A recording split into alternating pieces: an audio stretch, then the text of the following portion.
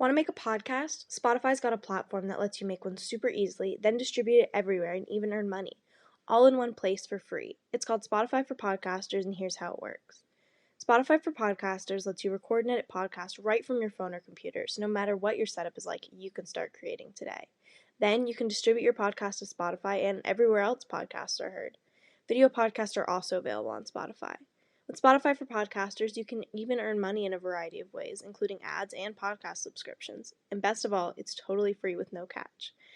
Spotify for Podcasters has made our podcasting process so much easier and even has options like Q&As and polls so we can engage with listeners. I highly recommend you give it a try. Download the Spotify for Podcasters app or go to www.spotify.com/podcasters to get started. The following contains descriptions of physical violence, sexual violence, and graphic descriptions of autopsies.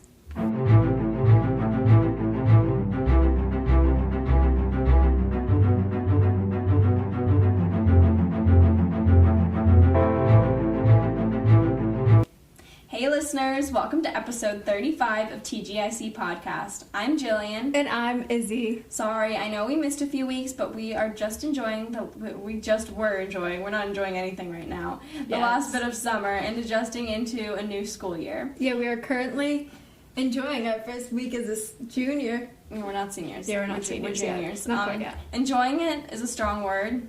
I don't know if We're experiencing the mediocrity of junior year. Mm-hmm. Mediocrity. I love that word. I don't even know what that word means. It's like mediocre, but like the adjective version. Mediocritively. But it sounds like so smart. But it's not even a smart word. It just sounds like it. True. Anyway, we should be excited, but we're totally not. Well, I'm not. I can't speak for Izzy. Izzy could be having the time of her life. I'm más o menos. Más o menos. All right. Yeah, anyway. Today's case I actually came across while listening to another podcast, which is kind of cool. Over the summer, my family and I went on this super long road trip. We drove across the country and back. So, about as long as a road trip gets, I guess. Yeah. And so I had a lot of time to listen to some true crime podcasts because I sometimes can't listen to music for that long. Like, I get sick of it. It gets boring. Yeah.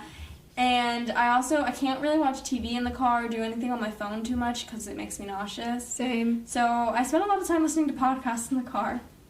And basically, I came across this one. It was a Crime Junkie episode about the murder of Beth Doe. It was a combo episode with two Doe cases, but Beth Doe really stuck out to me. And I was kind of interested in it. It was a few years old, the episode was. So I looked at I just spoke like Yoda. Did you hear that? It was a few years ago the episode was. Yeah.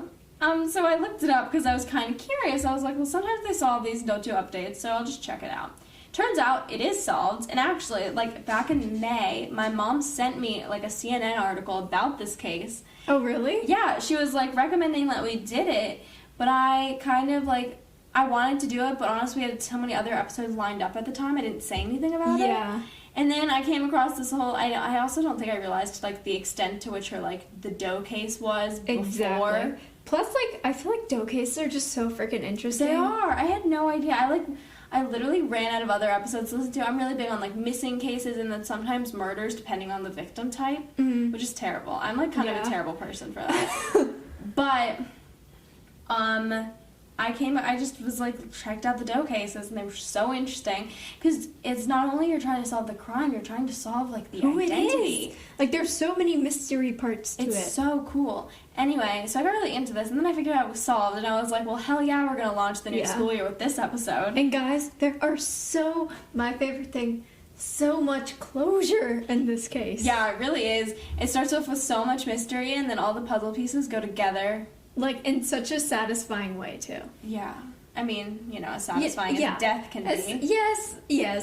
But in a satisfying manner. And I feel like this is one of the first episodes we've done that are like that. Yeah, no, this is definitely one of the, more interesting ones we've done in a while. Yeah. And it's also not following, our traditional script or anything. And I feel like we just got so much, stuff, information on this case. Yeah, because it was covered so many times before she was identified and, after she's... Anyway. So, yeah. Let's get into it. Okay, so I'm going to get into the timeline. So the morning of December 20th of 1976, a 14-year-old boy went out for a run by the Lehigh. Lehigh. Like, really trying to overcomplicate that. River in Pennsylvania. And while running by the river, he discovered the body of a woman. Dun dun dun. The body was totally mutilated, and her body parts were shoved into 3 different suitcases. That's intense. Which is very intense. All the handles had been removed from these suitcases, and they had all been spray painted black. Honestly, I don't really understand why all the handles were removed. I don't know. There's got to be, maybe so it looked like a box. I have no idea. Okay, are you also like not, like, does it not bother you that that was like such a waste of suitcases? Suitcases aren't cheap. Like, they're so expensive. Like, it's like, I think a cheap suitcase has got to be at least like $30 or $40. A cheap one. Yeah. Like, seriously, like, why are you just like, can't you just throw the body in a river like a normal person? Or, like, put it in a bag? I don't, trash bags are, like, very cheap. Yeah. This is, like, quite the commitment. And they would honestly probably sink better. Yeah, and you had to, like, deface this? I don't understand. There's, like, that's terrible. This is so like, sloppy. Really? And you're, like, wasting money here. Yeah. Going to a little bit more serious. Along with her body parts, a 9-month-old fetus was found, confirming that the victim had actually been pregnant at the time of her death. Oh my god. And after a further investigation and autopsy, it was concluded that she had been sexually assaulted, strangled, and shot in the back of the head after she was already dead. And her body was actually dismembered with a serrated blade post-mortem. Ugh. I have no words for that. That's horrible. That is, oh my god.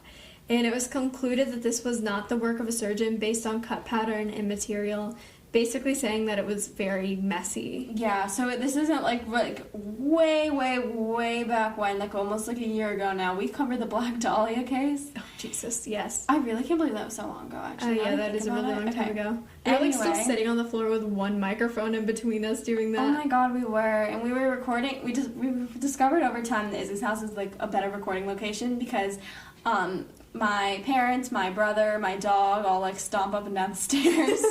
And it was so loud we had to pause all the time. And like Izzy's house is very quiet, usually. My house is usually pretty quiet unless my dad is like watching videos or something. One time we were recording outside of Izzy's room. I can't remember why. And then her parents were like unloading the dishwasher. Oh my god, you could so hear loud. all of it. It was like clinking dishwasher, whatever. Anyway, back to the Black Dahlia thing. Go. We're very tangented, whatever, because we haven't recorded in so long. Yeah, I'm sorry about this. It's gonna be kind of messy. Anyway, Black Dahlia, they really thought it was that surgeon dude, or like a surgeon dude, or someone with surgical training, because it was used, like, they used a scalpel, and like the cuts were really clean, and they also like knew what like arteries not to hit. Exactly. Well, arteries not to hit, and also how to cut the most effective way. Yeah. Like, I don't think they went through bone. Like, they went through like this was a very joints. choppy job. Yeah, it was very choppy, very messy. Whoever did it did not know what they were doing. Which is kind of interesting in a way, because this is like cutting someone up and distributing their body across 3 suitcases is such a like pro serial killer type thing. Specific thing. Exactly, but like for them to do that, but also like do such a shitty job with cutting her up is weird. Yeah, and also her nose, breasts, and ears have never been located. And, like, Where the hell are they? I don't know. Like, they gotta be somewhere. Do you think the person, like, kept them? Ew. Like a trophy? Gross. Like, not to mention, this level of violence against this poor girl seems to be such a crime of passion, like, or the work of a potential serial killer, but, like, you don't even hear about serial killers that do crap like this. Well, you do, except for the fact that they're, like, you know, not choppy with their cutting job. Yeah, like, they know how to do it and not get caught. Exactly. That's, like, what makes it seem so weird. Like, usually crimes of passion are not so, like, what is that word? Like, it's not statistical. It's, what is that? I don't know. This is, like, very detailed and planned out, so usually crimes of passions are not like that. But also, at the same time, the serial killer would never be this sloppy. Never be that sloppy and stupid. Like, the way that this was done, like, I honestly think that it was someone that she knew, because, like, who the fuck kills a woman and her fetus so brutally and messily, as well as, like, they must have been so inexperienced, like we were saying. Yeah, and then there's no no other victim like this. Yeah. And, like we said, with a serial killer, you'd usually see, like, a same victim profile along multiple murders, and that never happened again. So. Or before. Yeah. And additionally, after some investigation, police discovered that the suitcases had been thrown off of an above highway from a vehicle heading west. And the first 2 suitcases landed in the forest below, and the last suitcase containing the fetus and Beth Doe's head was on the riverbank about 20 feet away. And the newspaper from September 26, 1976 was wrapped around the body and later linked to northern New Jersey. Which is kind of interesting because that really would help identify. Well, Exactly. not really. It should, but it didn't. Yeah, it but should have. It's kind of interesting, the date and where the location was proved to be from. Yeah. And there was also a bedspread found in the suitcases, and it was like, quote, was reddish orange in color with yellow and pink embroidered flowers and was made of chenille fabric, close quote. So, seems kind of specific, potentially handmade. Yeah, but it does sound a little bit handmade, but I also, I mean, it was the 70s, I feel like that also could be like a really common thing, just sold in like any department store. Yeah, and I feel like, okay, this is going to sound interesting, because I feel like we usually talk about how like a bed sheet or a blanket would be like a sign of like love to the victim, like afterwards, like of care, like that's like a parent thing. I feel like almost in this case it was like just to get rid of anything she'd ever touched. It was like in spite of her. Like if he or she, I suppose, but he. In this case it was definitely he. I think she was sexually assaulted, and yeah, she was. There was anyway. Well, I don't even remember where I was going. Anyway, I don't think this was like a care sign. It was like a it was like, I want every fragment of you out of my life. Exactly, so that no one can link this back to me. Yeah. Okay, so that's kind of it for our timeline, but we are going to talk now about the physical facts about Beth Doe. And these really became to be like her identifying markers for like ever until her case was solved, because they just could not get any sort of connection. Yeah. And I also think it's important to know, I don't really know why she was nicknamed Beth Doe. It's kind of assumed that it was because there was a lot of Jane Does in the area, and this case stood out to a lot of people, so they gave her, like, a different name. It's very uncommon that you see people get, like, a name like Beth Doe. Like, you see people, it's like kids will get, like, Precious or Princess, which is really sad, kind of, but also... Sad and, like, creepy, I don't know. It is actually really creepy, but usually you don't see people get, like, names, which is interesting. It's usually really specific. Unless they already know that their first name is something and they just cannot identify who the person is. But in this case, we know that's not her first name. Exactly. And we have no idea where it came from. Yeah, so this is a little bit about Beth Doe. Her autopsy was performed on December 23rd of 1976, and her cause of death was ruled as strangulation despite having been shot in the neck afterwards.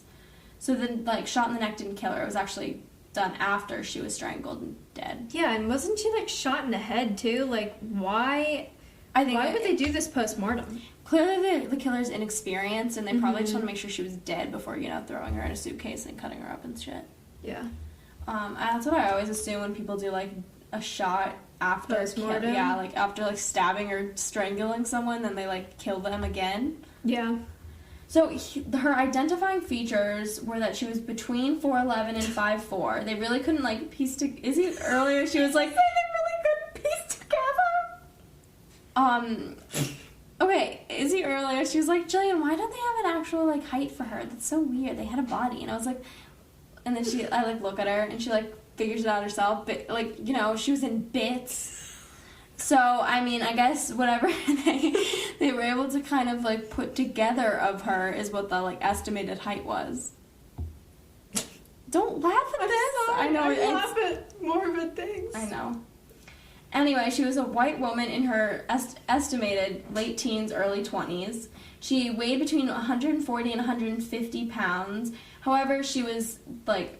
this weight due to her pregnancy, so she weighed a lot less before, which means that she was just a very small person. Yeah, and she was 9 months pregnant too. Yeah. I also think it's interesting that like her weight. How did they really put that together without like blood, and like she was missing body parts? Oh yeah, her ears and boobs have weight. They do have weight, actually. She didn't have those. I watched this TikTok about how apparently, like, if you have like double D's, it's like 20 pounds. Yeah, so what if she had double D's? That would have made a big difference in her weight. Anyway. Yeah. She had shoulder-length dark hair. It was, like, dark brown color, and it had never been dyed before, which I feel like is also, like, kind of interesting. Yeah. That they can... I mean, obviously, it's pretty easy to tell, I think, when like, you're trained in that. Yeah. But I do still think it's, like, an interesting thing because, you know, it makes a big difference if your hair's already been dyed. And I think also back then, maybe, like, hair dye was a lot more harsh. Like, now you can get all that stuff that's, like, specifically formulated for, like, sensitive, like, to be more, like, not as damaging. Yeah, but I feel like hair dye is interesting because that can show a lot about how old you are, your style, your location. Like, there's a lot you can tell about that. Unfortunately, she didn't have dyed hair, so... That's irrelevant. Yeah, it basically just kind of... In my head, it makes her seem younger, but also, like, people could just choose not to dye their hair. I mean, it's a stylistic thing. And it was the 70s. Yeah. She had type O blood. However, this is, like, the most fucking common type of blood. So, again... And it doesn't even say O neg or O positive. It's just O. So, that really doesn't help anybody. I hate that blood typing was, like, the only way they could connect things for so long. Like, they didn't even have DNA. Like, it was just like, oh, you're type B. I don't even know what my blood type is, honestly. I don't either. My mom doesn't even know hers. She doesn't know mine. Yeah, I asked my mom when I was getting my driver's license and my permit and stuff, and she's like, yeah, I have no idea.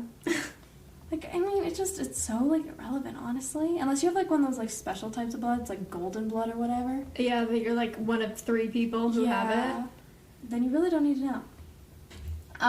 Her distinctive marks, which are kind of interesting, she had a 2 to 6 inch scar on the back of one of her heels. How they don't know if it was, like, 2 to 6 inches is a pretty big difference. Like, yeah, a 6-inch scar is really big. A 2-inch one's very small. I don't know how they don't know. Like, 6-inch could be, like, potentially surgical. 2-inch could be, like, a scrape from whatever.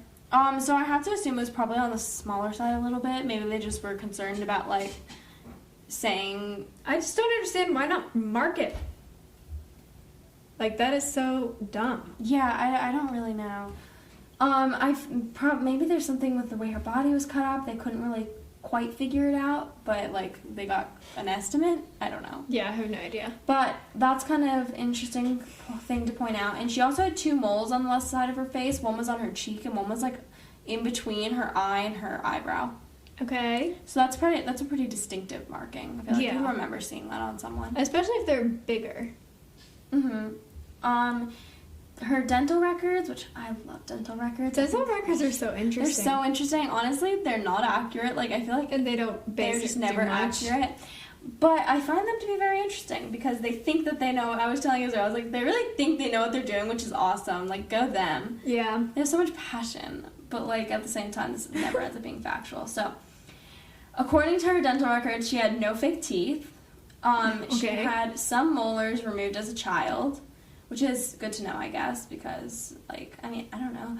Molars removed is kind of interesting because did you have molars? Did you have your wisdom teeth? I had my wisdom teeth taken out. But that was when you were, like, older. Yeah, I was 15. Like, you were, like, that was a year ago. Molars is, like, what you had. Like, as a kid, that seems weird. I don't know. Maybe that was more common in the 70s. Maybe there's... I don't really know. Like, to make space, they took out those teeth instead of other ones. I don't know. She had received fillings, so she had been seeing a dentist for, like, a good portion of her life, but it had been a long time since she'd last seen a dentist because she had severe tooth decay and a tooth fracture that, like, would have been causing her, like, a significant amount of pain. Oh, another thing that I found that was weird. You know, pregnant women, sometimes their teeth just fall out. Maybe that was part of this. Which caused, like... Do you think they put that into account? I'm sure they put that into account. What if I just solved this? It's already solved, honey. Anyway, it's just like trying to think I did something. Pregnant women lose teeth. The murder's been solved. The murder's already been solved too. Yeah. So she had this severe tooth decay that was causing her a lot of pain because of the tooth fracture, which is really interesting because it sticks out to you. I don't know, like, to live with the pain of it. Like, someone must have... Like, go to the dentist. No, but, like, what if, like, someone... Here's the thing. If I had severe pain in my tooth, I'd want Advil, right? If I was, like... Even if I was just totally by myself, someone employee at the pharmacy would have seen me. Yeah. You know what I'm saying? Like, that must have caused her to be somewhere, you know? She just didn't, like, live in the woods. We'll get into this later. We'll get into more into that later, actually, like, where she lived. So her teeth enamel also indicated that she had been born in Europe and had moved to the U.S. as a child. What? Yeah, so that's kind of interesting how they can track that. I think it's something with the water and how it affects your enamel. Okay. And this also linked her to, like, specifically Serbia and Croatia. And it also concluded that she'd been living in the U.S. for about 5 to 10 years, and she'd likely been living in a southeastern state, specifically Tennessee. Okay. We live in a southeastern state. We do. Creepy. Yeah, but also I thought that was interesting because they had linked that newspaper to, like, northern New Jersey. Yeah, so which is, like, really far apart. So Yeah. I don't really know what was going on here. There's also some interesting writing written on her left palm saying the letters WSR and the numbers 4 or 5 and then 4 or 7. I think her body was literally just so messed up they could not tell, like... So much stuff. So it's very, like, not hypothetical, like... What is that word? Like, it's not totally proven, but it's most likely. It's like a hypothesis. Hypothesis. That's probably not right, but... No, it's not right, but it's okay. It's a prediction. And they also, at this point, I honestly have no idea the exact amount of time that she was, like, in the suitcase in, like, whatever weather this was in. I guess it'd be different if this was during the summer. I'm pretty sure she was found, like, pretty soon after her death. So never mind. I was thinking, like, if this was in the summer and if she was in water, then the decay would have been so much faster, but I don't think she was. It was not during the summer.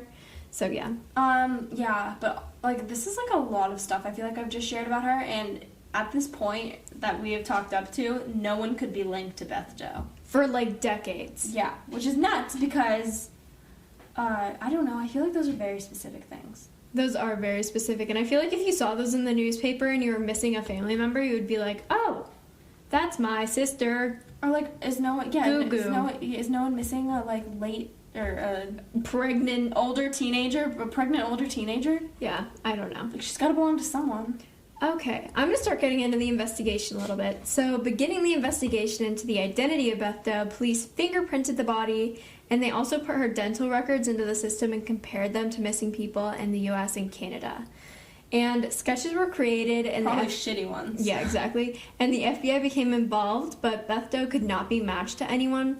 And also, if you look at these sketches, like, I feel like they change a lot over time. They change a, like, drastic amount. Like, one does not look similar to the next one.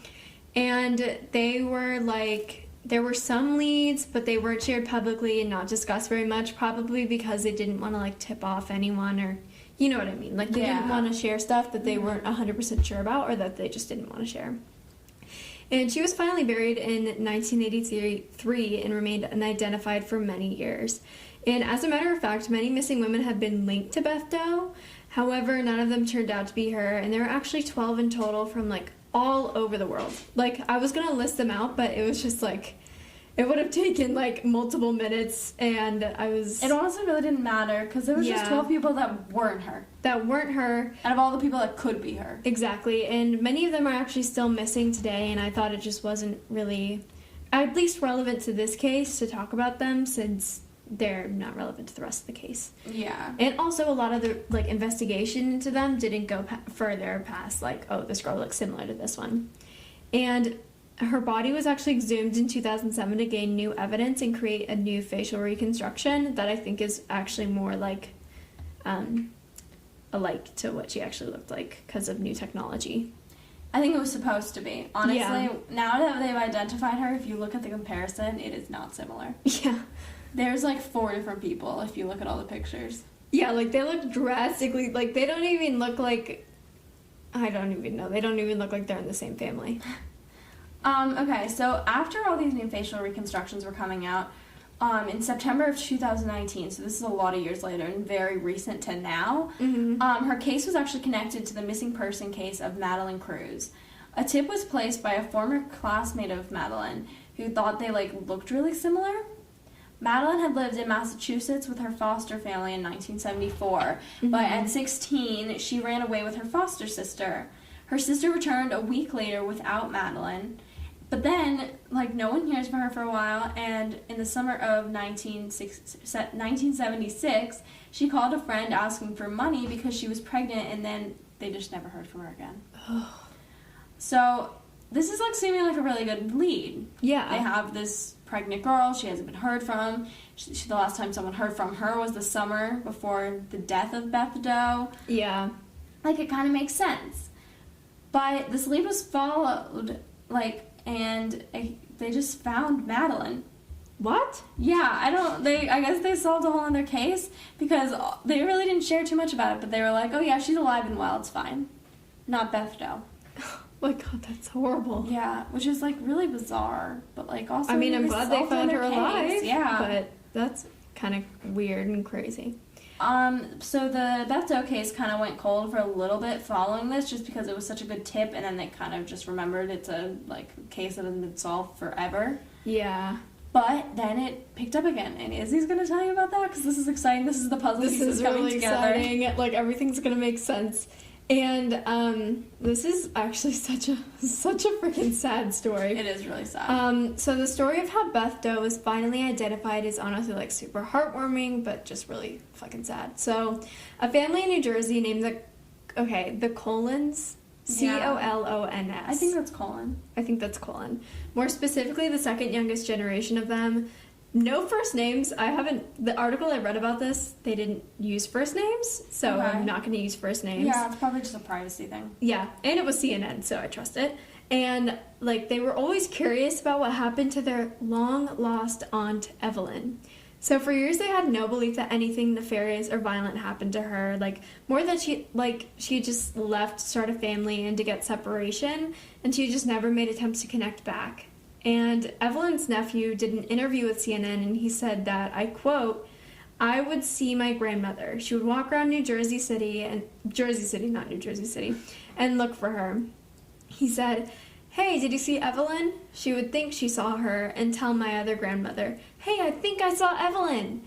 She would say, "I don't know why, I can't find her anywhere." That's so sad. Which is fucking heartbreaking.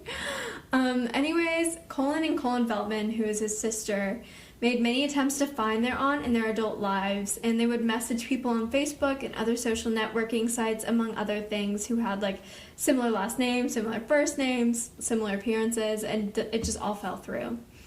And however, the best decision that they made was to submit their DNA to one of those testing sites to see if they could be connected to Evelyn or one of her children, grandchildren, etc. I've always wanted to do one of those. I did one of those, actually. Did you find any missing relatives? Did you have missing relatives? I did not have missing relatives. I had a buttload of old people related to me, though. It's kind of weird. I've always wanted to see what my what's genealogy? That called? Yeah, the countries and all that. Mine is crazy, actually. I'm from everywhere. I'm from Sardinia. I'm part Native American. I'm part Costa Rican, Guatemalan. A lot of people are very, very slim part American or Native American. Yeah. And then also Ireland, Germany, whatever. Basically, a lot of Americans are a very slim amount of Native American. Yeah. Not all people. Yeah. But what happened was much more depressing. So basically, Colin Jr. was notified by the DNA site that he was matched to a homicide victim. And they asked him if he knew of anyone that had gone missing or was murdered in his family, and without a flicker of doubt, he knew that it was her. Oh my god. And when he and his sister looked up the case and the composite sketches of this Beth Doe, they knew they found their long-lost aunt, Evelyn. Okay, so I have to think about this for a second. Have they not seen these pictures before? Exactly. Have they not heard of this? It happened in New Jersey. Yeah, they lived in New Jersey. Her murder didn't occur in New Jersey, but it occurred in Pennsylvania, which is pretty close. And the newspaper was linked to New Jersey, so you'd think that there'd be media stuff covering it up there. In New Jersey, and pictures in these descriptions. So this is a pretty big Doe case. I mean, maybe they weren't solved. Looking, because I'll get into that a little bit in a second, but still, it's kind of weird. I don't know. I mean, I don't think it's anything weird about them. The media sucks that they couldn't get it to them. Yeah. And when her case was finally being looked into by police, and now that Evelyn was finally identified, her case was finally starting to get the concentration that it deserved. And so it's finally being looked into police, and they got a viewpoint. They got more of a viewpoint the day that Evelyn had actually gone missing.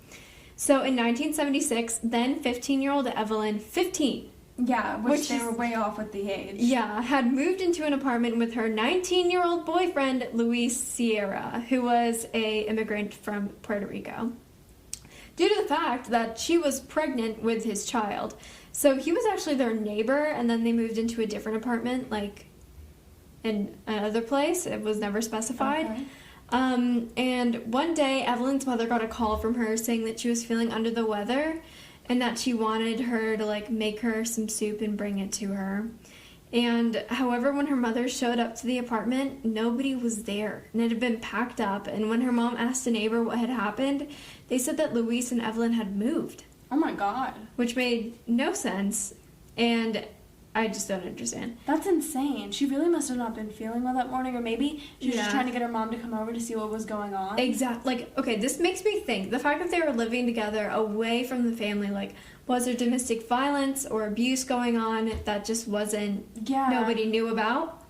And maybe she didn't want to disclose that on the phone to her mom, so she's like, hey, can you bring me some soup? Yeah, like, something's about to happen. He's packing up the apartment. Can you bring me some food? Like, to just get over here. And, of course, her mom probably didn't realize this. Obviously. And came probably, like, multiple hours later. And in January of 1977, the Cullen family actually got a letter from Luis in Spanish, which doesn't make very much sense. And in it, he detailed how Evelyn had given birth to a baby boy and that they shouldn't worry because she would contact them if she needed anything. And this letter was also postmarked from Connecticut. And that's just, oh my god. That's really dark. Like, so dark. How can you write a letter to a family saying that she gave birth to a baby boy when she's dead for, like, 2 months. Yeah. Because you murdered her. Yeah. So the family didn't report her missing originally because, like, obviously they got this letter from someone they thought they could trust. And after a few years, they tried because, like, to report her missing because obviously she hadn't contacted them, and I'm guessing that was unlike her. And because of the letter, the police would not file her as a missing person because they had quote-unquote proof that she was alive. That's not proof, though. It's not like the letter was from her. No, she didn't even write it. Like, I mean, even if Louise had written, like, a fake letter from her, like, that would be better evidence. Yeah, like, she didn't even write this letter. So, what the fuck? And it came a month after that body. That's another thing. Maybe they didn't even connect the dots because they got this, like, they must have gotten suspicious when they heard about that woman who washed up on shore. But then they got this letter from this guy saying, oh, she's fine. We had a baby boy. So weird. It's just so horrible. And, like, obviously when the police found out about this dickhead, they looked into him, and due to the overwhelming amount of circumstantial evidence and other evidence pointing towards him, they had a strong case to convict him. And Luis was eventually arrested, and now his old ass is sitting in a New York jail and awaiting trial. And he still continues to say that he's innocent. How could he be innocent? He's, like, the only person in the case. He's the only person in the case who had any means to do anything. Or had any contact with her before her death. And why would you write a letter a month after? Yeah, exactly. If you didn't do it. Yeah. Like, it doesn't make sense. And, like, not to mention her body was found before he sent out that half-assed letter. I don't know how this guy even has the balls to say that he didn't do it. Like, seriously, what's with the letter? Like, how can you, like, deny, like, you thought she was still alive? You were having some weird dream. And apparently he had his trial in April or May of last year. Okay. But I couldn't find any coverage of the trial, actually. Maybe it got postponed because of COVID? Maybe. I don't know, but Dude's guilty. Dude's guilty. That's what matters. The courts are probably going to deal with that, right? We know that it was him, and there's so much evidence against him, and now at least the family has closure about what happened to their little girl, even though it's not the outcome that they wished. I know. It's so sad. Yeah. I feel like this was a good case to get really back into it, though. This was a really good case. I hope you guys liked it. We really loved researching and talking about it. It was really fun. It was a good way, like, to get back in our routine of podcasting. This was the murder and identification of Evelyn Cullen. Subscribe to our Patreon for more new content and tune in on August 26th for another new episode. In the meantime, follow us on Instagram and TikTok at tgic.podcast. Bye!